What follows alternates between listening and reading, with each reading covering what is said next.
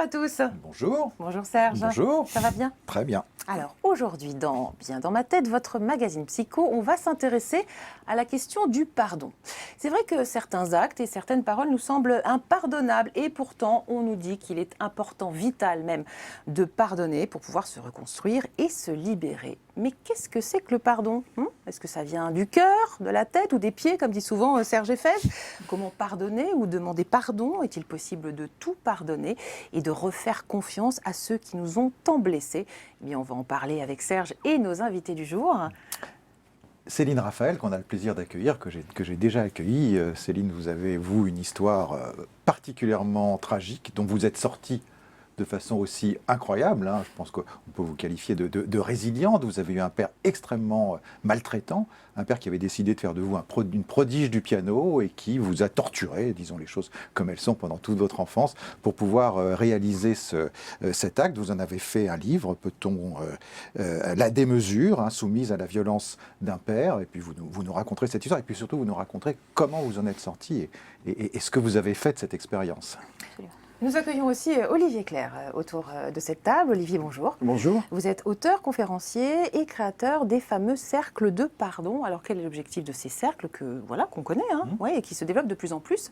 Eh bien, c'est de former des personnes à créer leur propre cercle de pardon, à les rendre autonomes dans leur ville, dans leur région. Et il existe actuellement plus d'une trentaine de cercles dans le monde entier. On espère que ça va se développer. Vous êtes également l'auteur de Peut-on tout pardonner? Les principaux obstacles au pardon et comment les surmonter, et le don du pardon. Soyez les bienvenus dans notre émission. On va commencer tout de suite avec vous, Serge. J'ai l'impression qu'il y a autant de sortes de pardon qu'il y a de blessures, finalement. Oui, parce que je dirais qu'on fait du pardon comme on fait de la prose au quotidien. Il y a tous les petits pardons de notre vie quotidienne, parce qu'on a un collègue qui nous a mal parlé, parce qu'on a un conjoint qui a oublié notre anniversaire, parce que nos enfants nous ont pris la tête. Au quotidien, on est amené, on a deux choix. Soit on garde à l'intérieur de soi toutes les pensées négatives, et puis on rumine, et puis c'est la culpabilité, et puis ça vous ronge, et puis ça vous prend la tête, et vous devenez extrêmement irritable. Soit effectivement d'être dans ces mini-expériences du pardon, où on va dire quelque chose à l'autre de ce qu'on ressent, on va projeter à l'extérieur ces pensées négatives, et on va donc sortir de ce cercle vicieux, de ce huis clos avec soi-même, où on ronge son frein. Ces pardons-là, on les connaît, ils nous sont habituels et on sait à quel point ils nous font du bien. Plus compliqué, c'est les pardons, je dirais, extraordinaires, comme vous, Céline Raphaël, c'est-à-dire parce qu'on a eu un père maltraitant, parce qu'on a subi, je ne sais pas, une trahison conjugale particulièrement dévastatrice, parce qu'on a vécu les expériences de l'extrême, et que là, l'acte de pardonner, eh bien, c'est un vrai acte intérieur, c'est un vrai travail intérieur pour pouvoir retrouver la paix et pour pouvoir retrouver d'une certaine façon la capacité d'être heureux.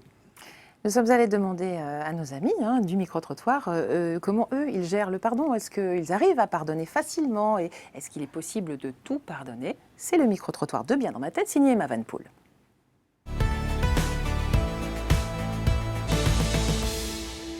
Oui, j'arrive à pardonner assez facilement.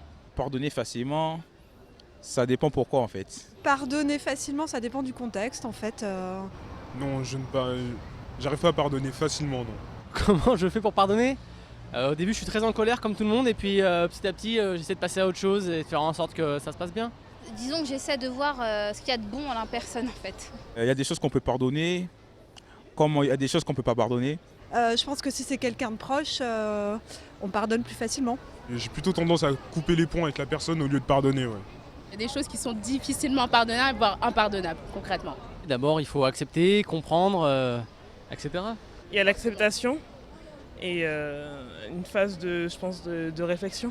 C'est l'empathie qui fait qu'on arrive à pardonner aux autres. On peut pardonner, mais on ne peut pas oublier. Alors Olivier Clerc, pardonner, pas pardonner, oublier, l'empathie, il y a plein de choses qui sortent. Ah oui, il y a tout, c'est vraiment intéressant parce qu'en quelques extraits comme ça, on retrouve à peu près tous les points qui sortent classiquement dès qu'on aborde la question du pardon. Est-ce que pardonner, c'est oublier? Est-ce que c'est facile, difficile? Est-ce que c'est plus facile avec un proche?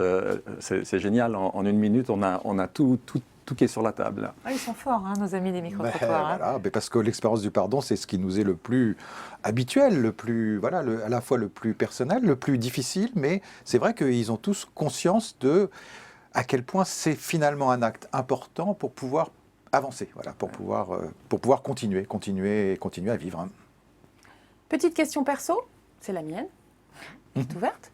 Moi, je me souviens quand j'étais gamine, on me disait tu dis pardon à la dame, tu t'excuses. Hein, vous avez Oui. tous connu ça, hein, cette injonction, mais brutale. Ouais. Où d'ailleurs on fait je m'excuse. Comment?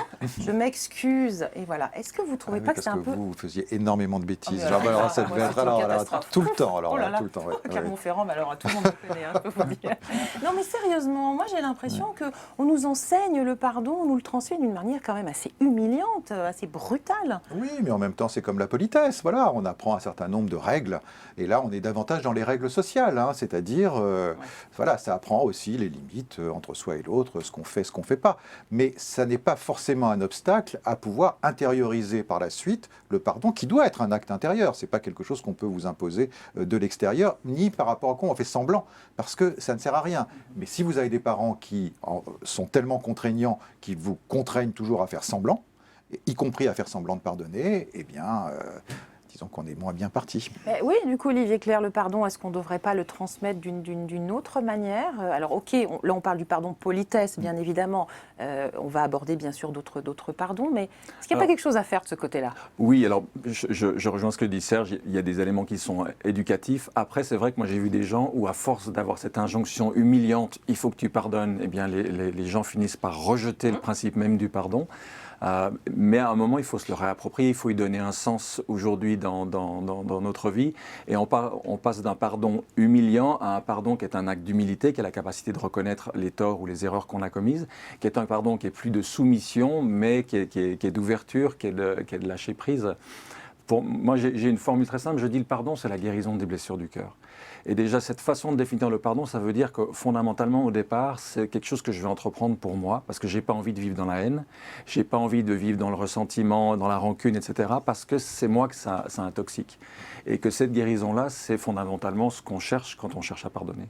Si on y réfléchit, le mot pardon, c'est celui qu'on prononce le plus. Hein. Dès qu'on bouscule Tous les quelqu'un dans le métro, on ouvre une porte, on passe devant, on entend quelque chose, on dit pardon, mais ça a du sens. Hein, ça a du sens, c'est-à-dire ça permet de passer à autre chose. Eh bien, nous allons passer tout de suite à la première question d'un téléspectateur.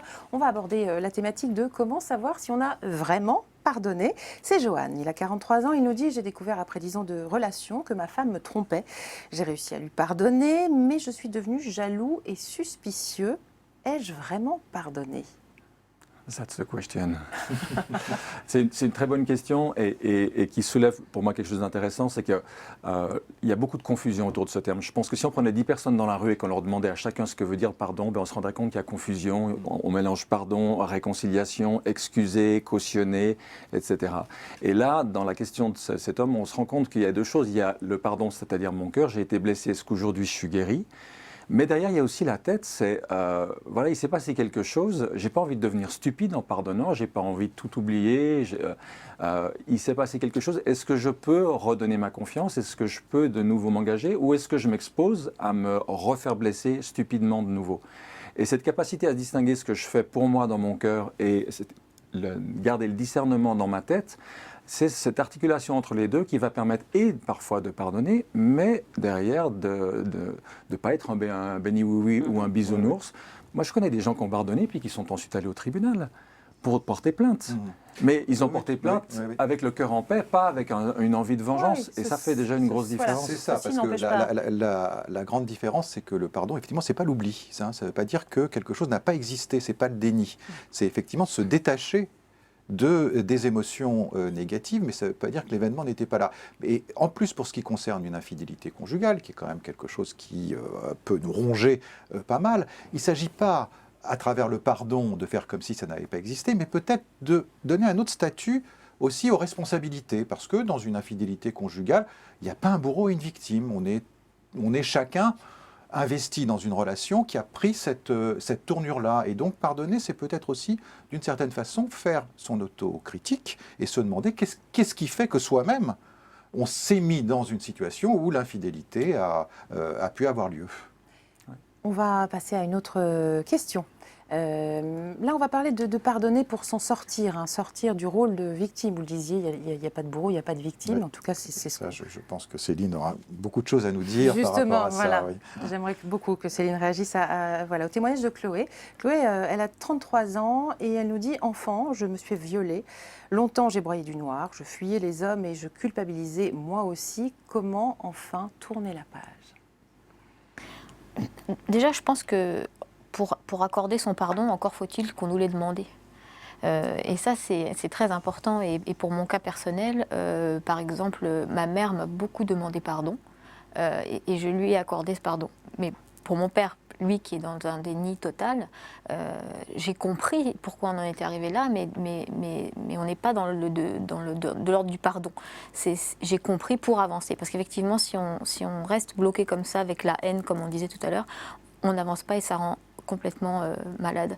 Pour cette jeune femme, il faudrait... L'important est de savoir si elle a pu recevoir cette demande de pardon de la personne qui l'a agressée, ou si elle reste comme ça depuis des années dans cette culpabilité, parce que souvent ces agressions, les viols comme ça, induisent une énorme culpabilité chez la victime, et c'est cette culpabilité qui empêche d'avancer, je pense, plus que le pardon. Et dans votre situation, Céline, puisque je rappelle, donc vous avez un père qui a vraiment été extrêmement maltraitant vis-à-vis de vous, et c'est vraiment un euphémisme de dire comme ça, il a été condamné quand même par la justice. Est-ce que cet homme, à un moment, vous a demandé pardon, ou est-ce qu'il a toujours été dans le déni de ce qui s'est passé? Non, jamais. J'ai jamais eu de demande de sa part. Il a toujours été dans un déni total, parce que il a reproduit, si vous voulez, un cercle. C'est un cercle vicieux chez nous. Il a été maltraité par son propre père, qui lui-même avait été maltraité par son propre père. Donc c'est vraiment toute une manière de fonctionner qui fait qu'il a toujours été persuadé que voilà, on élève un enfant comme ça, et que donc il n'y a pas de pardon à demander. Il n'a jamais réalisé vraiment ce qu'il avait fait. Et tout en comprenant finalement cet enchaînement de transmission infernale, comment vous vous sentez par rapport à lui aujourd'hui? Vous diriez que vous avez pardonné, pas pardonné? Alors, moi je pense, je dirais plus que j'ai compris pourquoi on en était arrivé là. Et encore une fois, je pourrais lui accorder mon pardon que si il me le demande. Je pense qu'il n'a pas eu la chance que j'ai eue de rencontrer. Moi, j'ai rencontré une infirmière scolaire qui m'a sauvé la vie, qui a mis un terme à ce cercle vicieux, qui fait qu'aujourd'hui, je sais que je ne reproduirai pas la même chose. Mais lui, il n'a pas eu cette main tendue, jamais personne pour lui venir en aide quand il était enfant puis adolescent. Et du coup, voilà, à la paternité arrivant, il a reproduit parce que personne ne lui a dit que ce schéma n'était pas le bon. On va, si vous le voulez bien, passer... Si je peux juste rebondir sur une chose, mais bien sûr. Je pense que dans ce qu'on a évoqué là, il y a aussi une notion qui est très importante, c'est le pardon à soi. On a parlé de la culpabilité de la victime, et il y a un moment où ce chemin de guérison ne concerne pas seulement la personne qui nous a fait du tort ou du mal, mais le pardon à soi. C'est ce que disait par exemple Ingrid Betancourt l'année dernière quand elle faisait la promo de son nouveau bouquin, où elle disait qu'au début elle pensait que c'était aux FARC, à ces gens en Colombie qu'elle devait pardonner, et puis qu'à un moment elle s'est rendue compte que c'était une affaire essentiellement intérieure, un pardon à elle-même de s'être mise dans cette situation, etc., quelque chose qui devait se libérer intérieurement, et puis là elle a pu passer à autre chose.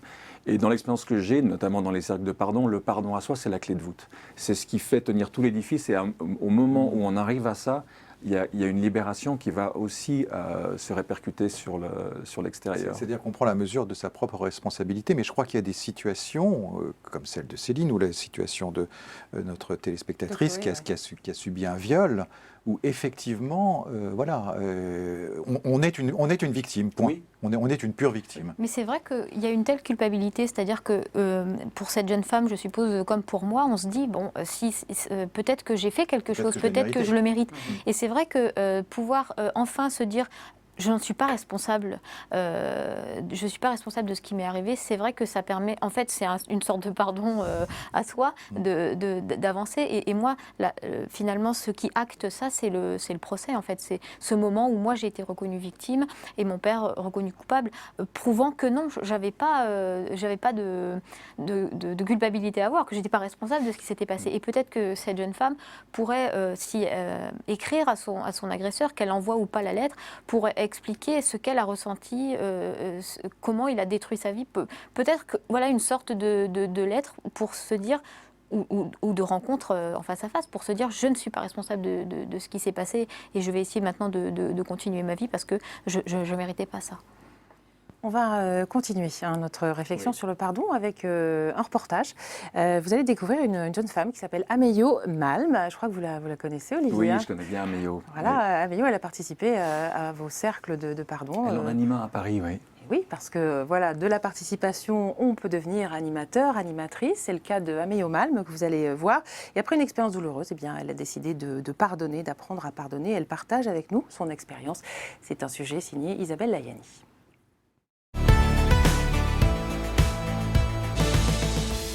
Il y a quelques années, j'ai vécu une expérience qui s'est un petit peu mal terminée, avec un sentiment d'injustice et surtout de trahison. Et de par cette blessure profonde, je dirais presque inguérissable, j'ai expérimenté le pardon pour retrouver un petit peu ma liberté. Après cette expérience vécue, je suis passée par plusieurs états émotionnels, comme déjà d'une part une tristesse profonde, en passant par la culpabilité, un dégoût, un sentiment de dégoût, jusqu'à la colère, voire une révolte intérieure. Chacun a le libre arbitre, a le choix de décider soit d'avancer ou de continuer à nager dans ce bain toxique. Donc c'est vraiment une question de responsabilité et de reprise de son pouvoir.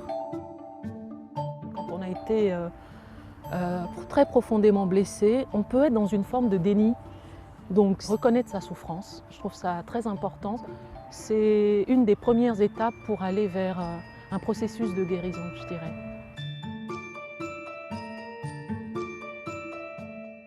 Les différents obstacles que l'on peut rencontrer sur le chemin du pardon sont de croire que pardonner, c'est être amnésique, par exemple, mais également ce n'est pas être copain ou faire copain avec la personne qui nous a blessés, mais aussi ce n'est pas perdre de discernement, ce n'est pas culpabilisant, parce que c'est souvent l'impression aussi que les personnes ont de croire que pardonner c'est humiliant, c'est culpabilisant. Pardonner, ce n'est pas cautionner l'acte. Je peux tout à fait pardonner et aller en justice. Donc on ne cautionne pas, ce n'est pas oublier, justement. Le processus du pardon est libre à chacun, parce que c'est très délicat de définir comment chacun ou en combien de temps les gens vont guérir leurs blessures. C'est vraiment, vraiment délicat et c'est personnel. Alors ma première expérience de cercle de pardon était avec Olivier Clerc, un mois de juin à Paris, où sortie de cette expérience, j'ai ressenti une énorme bienveillance envers moi-même, beaucoup de douceur, quelque chose de léger, une légèreté. Et j'ai décidé à ce moment-là de me former pour animer à mon tour, permettre aux gens de ressentir cette bienveillance envers eux-mêmes. Je dirais que ma rencontre avec le pardon, aujourd'hui, m'a réconciliée avec moi-même. Et un cœur guéri est un cœur ouvert, et un cœur qui peut aller vers les autres. Et ça, c'est une merveilleuse expérience que je souhaite à tout le monde de vivre. Voilà, comment retrouver la bienveillance envers soi-même. C'est un très beau reportage parce qu'on voit bien toute cette évolution. Hein. On parle de ces étapes du pardon. Alors, ce n'est pas des étapes obligatoires comme des stades, mais enfin, on voit bien comment il y a déjà cette décision. On décide de ne plus souffrir à un moment. On décide de sortir de la souffrance. On décide de reconnaître qu'il y a eu une faute, qu'elle a existé. On décide de reconnaître qu'on est en colère, hein, et d'exprimer cette colère. Et puis de cesser de se sentir coupable, de comprendre ce qui nous a blessés, de prendre du temps pour que ce travail puisse avoir lieu et enfin de redevenir l'acteur de sa propre existence, sentir qu'on réhabite son corps plus justement dans la bienveillance, justement. Oui. Je trouve que c'est important de parler de ces étapes parce qu'il y a des gens, en raison de leur éducation religieuse, ils se disent, dès qu'il arrive un truc, je dois pardonner. Et là, tout de suite, maintenant, c'est à chaud, je souffre, je suis dans tous mes états, mais il faut que je pardonne. Et de dire, mais le pardon, c'est une porte, et avant d'ouvrir cette porte-là, peut-être qu'il y en a une ou deux autres à ouvrir avant, On connaît les étapes du deuil aujourd'hui depuis Elisabeth Kübler-Ross. Il y a peut-être des étapes dans le pardon qui ne sont pas forcément universelles, qui peuvent varier d'une personne à l'autre. Mais je trouve que de dire que c'est un chemin et que ce chemin, chacun le fera à son rythme, étape par étape, ça permet d'éviter d'utiliser le pardon comme un moyen encore plus de se culpabiliser et de se dire j'arrive pas à pardonner donc je suis pas quelqu'un de bien, quoi. Et puis Céline, ouais. Pardon, non, et puis c'est quelque chose qui doit venir vraiment de soi. Parce que moi, par exemple, je ressens le regard des autres quand on me demande si, par exemple, j'ai pardonné à ma mère. Alors quand je dis oui, les gens me regardent avec des yeux comme si j'avais pas le droit de faire ça, comme si les actes commis étaient trop graves pour que moi, alors que je pense être la personne la mieux placée pour savoir si j'ai le droit ou non de pardonner, comme si c'était pas possible pour la société que moi je pardonne. Donc c'est vraiment quelque chose qu'il faut se... Pardonner, en fait, c'est retrouver un petit peu le pouvoir qu'on nous a volé, je trouve. C'est ce moment où on est victime et dépossédé de tout.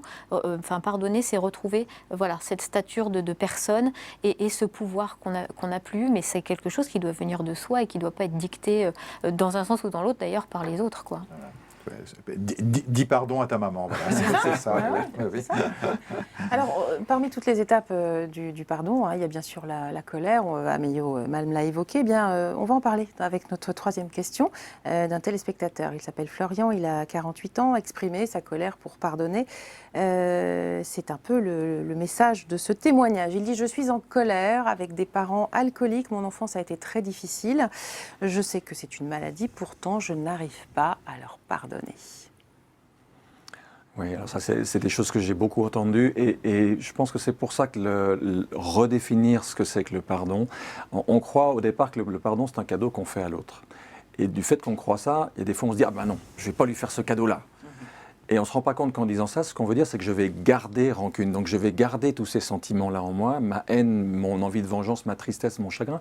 Et ça m'intoxique. Il y a des études, on en parlera peut-être après, qui montrent que la difficulté à pardonner a des répercussions sur notre santé à nous. Si on redéfinit le pardon en disant « mais c'est me libérer », c'est arrêter de haïr, c'est retrouver un cœur aimant, bien à un moment on se dit « mais quoi que l'autre fasse ou ne fasse pas », quoi qu'ils disent et disent pas, comment est-ce que moi je peux retrouver cette liberté-là? Parce qu'il y a des gens qui nous ont fait du tort et qui sont morts, qui jamais viendront nous demander pardon. Est-ce que ça nous condamne à souffrir? Non.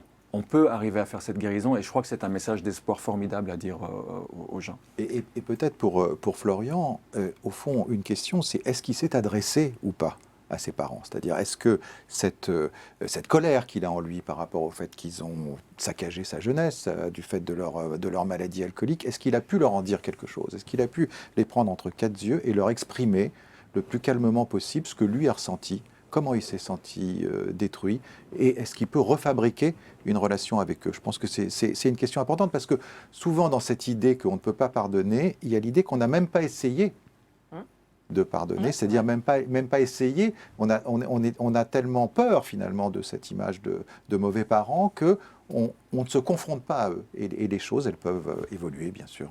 Céline, avant d'arriver à ce pardon, à votre maman en tout cas, vous aussi, vous êtes passée par de la colère, de l'incompréhension, du déni Alors, le déni, non, mais c'est vrai que la colère, oui. J'ai été très en colère. Alors, en ce qui concerne ma mère, je ne comprenais pas pourquoi elle n'était pas partie. Et je lui en voulais beaucoup. Petite, en tout cas, je lui disais, mais pourquoi tu divorces pas? Pourquoi tu pars pas? Je lui en voulais énormément de me laisser dans cette situation. Et progressivement, j'ai compris qu'elle aussi était une victime. Et finalement, ce qu'elle subissait, elle, c'était des violences conjugales plutôt d'ordre psychologique. Elle était dans une soumission totale par rapport à mon père. Et elle n'a pas pu faire cette démarche de partir parce qu'il en avait fait vraiment une femme complètement soumise. Et c'est vrai qu'en comprenant ça, j'ai commencé à amorcer cette démarche du pardon, encore une fois, d'autant plus que ma mère, elle a une énorme culpabilité vis-à-vis de tout ce qui s'est passé et elle s'en veut énormément. Et donc, c'est beaucoup plus facile, du coup, de pardonner à quelqu'un qui réalise ses torts et qui demande à être pardonné. Oui, Olivier. C'est très intéressant ce qui est dit là, parce que ça souligne quelque chose, c'est que le pardon, ce n'est pas qu'une affaire de cœur. Ça implique aussi la compréhension. Quand on arrive à comprendre ce qui a motivé le parcours de la personne en face de soi, le pardon vient beaucoup plus facilement. Donc il y a des gens où c'est d'abord par la compréhension que petit à petit le pardon va venir, d'autres c'est parce que le cœur va s'ouvrir que la compréhension. Mais ça met vraiment en jeu à la fois la tête et le cœur. Oui, une petite dernière réaction parce qu'on vous dit qu'on est très Non, en c'était retard. juste par rapport à ce monsieur-là. Ma mère aussi, son père était alcoolique. Et c'est vrai qu'elle a construit toute sa vie, et donc sa vie de mère aussi, par rapport à ça, que finalement tout était mieux qu'avoir un mari ou un père alcoolique. C'est vraiment quand moi j'ai commencé à faire une anorexie sévère et qu'elle s'est rendue compte que c'était vraiment qu'avoir une addiction, qu'elle a commencé à comprendre qu'elle a commencé à pardonner en tout cas à son propre père qui n'était plus là, par contre pour s'expliquer avec elle, pour qu'il puisse en discuter. Au fond, comprendre et pardonner, c'est sortir de ce cercle infernal des répétitions. Parce que tout ça, ça se reproduit de génération en génération, et s'il n'y a pas un moment, un pardon qui permet de se détacher de ça, eh ben on le projettera sur ses propres enfants. Alors, on a beaucoup parlé là, autour de cette table de la difficulté de pardonner, mais maintenant on va parler de la difficulté parfois pour certains de demander pardon. À travers notre 4e question, c'est Anissa qui nous écrit, elle a 38 ans, et elle nous dit « J'ai blessé ma meilleure amie, nous sommes fâchés à cause de ce que j'ai fait, j'aimerais lui demander pardon pour que notre relation reparte, mais je ne sais pas comment ». Alors, est-ce qu'elle ne sait pas comment, Anissa, ou est-ce qu'on retombe dans cette idée que demander pardon, c'est humiliant, c'est être faible? Alors c'est vrai que la formulation laisse beaucoup de questions. Est-ce Oui. qu'elle ne sait pas comment, elle sait pas comment s'y prendre? Est-ce que parce que je pense que probablement quand on a besoin de demander pardon à quelqu'un, on s'en veut déjà aussi à soi-même. Donc on revient sur l'idée qu'il y a un pardon à soi aussi à faire, de pouvoir comprendre l'erreur qu'on a commise, avoir envie de réparer, avoir envie de faire amende honorable si possible. Après, c'est vrai que pour demander pardon à quelqu'un, encore faut-il que la personne soit prête à l'entendre, à le recevoir. Ouais. Elle est peut-être dans un moment de sa vie C'est vrai. où elle n'a juste pas envie de l'entendre. Et ça, il faut aussi laisser à l'autre la liberté d'accueillir ou pas ce pardon à ce moment-là ou ultérieurement. C'est toute une dynamique relationnelle où chacun a sa part de liberté. Mais je pense qu'on peut tenter quelque chose, on peut voir si la personne est prête à ça ou pas. Voilà, donc Anissa, ce qu'on vous conseille, c'est de laisser un peu de temps à votre amie et puis de la réapprocher peut-être doucement et d'essayer de se faire pardonner. Ça peut être aussi simple que ça, en fait. Oui, et je pense que se pardonner à soi, ça serait probablement déjà première étape, une étape qui Et va pas être dans cette ouvrir culpabilité. beaucoup la porte à l'intérieur, puis qui va ensuite laisser à l'autre personne la liberté de pardonner ou pas. Ou pas. On est bien d'accord. Allez, je vous lance comme ça une petite idée reçue.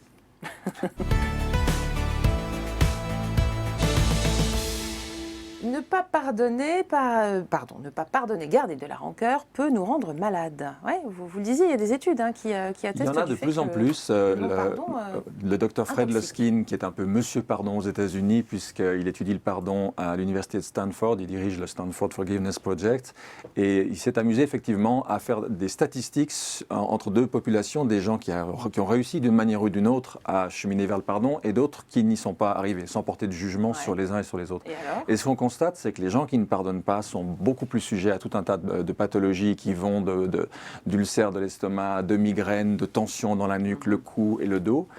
Il va même jusqu'à dire que la durée de vie des gens qui ne pardonnent pas peut être diminuée de plusieurs années, 5-6 ans facilement par rapport aux gens qui arrivent à lâcher ça. C'est comme si en gardant ce poison, eh bien, c'est nous-mêmes qu'on intoxique beaucoup plus que la personne envers laquelle on émet toutes sortes de sentiments négatifs. Et voilà, les mauvaises humeurs que l'on garde à l'intérieur de soi. Mais bien sûr, c'est magnifique ça. Oui, moralement, on a beaucoup plus de mal. Moi, je vois la différence entre moi qui ai pardonné et ma sœur qui n'a pas du tout pardonné.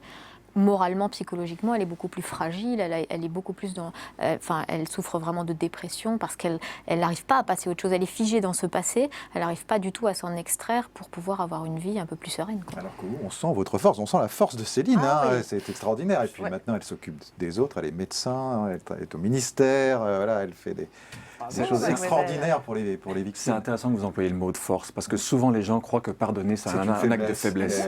Et je pense pas, je pense au contraire, c'est Gandhi qui le disait, pouvoir faire ce travail de pardon, ça demande beaucoup de force intérieure, ça demande du courage. Donc je suis content que vous employiez ce mot de force pour le pardon. Pour parler du pardon, ça pourrait être un petit peu notre... C'est notre prescription, soyez forts, pardonnez. Vous avez tous les jours au moins une bonne dizaine d'occasions d'exercer votre pardon. Eh bien, exercez-vous au quotidien pour les petites choses, quelqu'un qui vous a mal parlé, quelqu'un qui vous a négligé, etc. Exercez-vous et vous verrez, ça vous fera beaucoup de bien. Je vais faire ça en voiture, moi. Voilà, il y a un dossier là. Mais je suis comme vous, hein, voilà, un petit peu de mal. Bon, en tout cas, merci. Pardon, c'est merci que je vous dis voilà, pour votre témoignage et votre intervention sur notre plateau. On va se quitter avec quelques livres et quelques films à vous proposer. Tout d'abord, ceux de nos invités, Olivier Clerc. Peut-on tout pardonner? Les principaux obstacles au pardon et comment les surmonter, aux éditions Erol. Et Céline Raphaël. Voilà, la démesure soumise à la violence d'un père, aux éditions Max Milo. D'autres livres aussi pour continuer la réflexion. Les paradoxes du pardon de Nicolas Fabre aux éditions Albin Michel. Et Pardonner à ses parents de Maryse Vaillant aux éditions Évolution. 2 films pour terminer. Pardonnez-moi de Maïwenn, bien sûr, avec Pascal Grégory et Hélène de Fougerolles. Et voilà, ça c'est mon petit coup de cœur. Le regard si particulier des frères Dardenne avec le fils et l'excellent comédien Olivier Gourmet. Merveilleux film, ouais. Je vois qu'on a les mêmes goûts. C'est super. Allez, allez-y. Et puis, on termine bien sûr avec la citation du jour. On l'a dit, hein, bien sûr, dans cette émission, mais voilà, ça va clore notre discussion. Comprendre, c'est pardonner. Et c'est signé Madame de Staël. Et voilà. Merci beaucoup de nous avoir suivis. Merci pour votre fidélité. On se retrouve très bientôt sur MCS Bien-être. Et on vous dit de prendre bien soin de vous et on vous embrasse. À bientôt. À bientôt. Au revoir. Merci.